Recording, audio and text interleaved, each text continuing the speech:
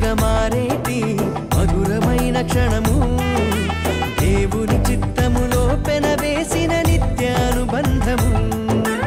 ఇద్దరొక్కటిగా మారేటి మధురమైన క్షణము దేవుని చిత్తములో పెనవేసిన నిత్యానుబంధము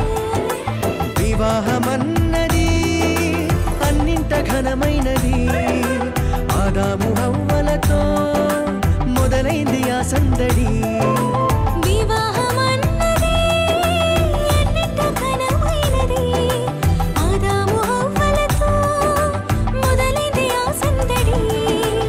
ఇద్దరొక్కటిగా మారేటి మధురమైన క్షణము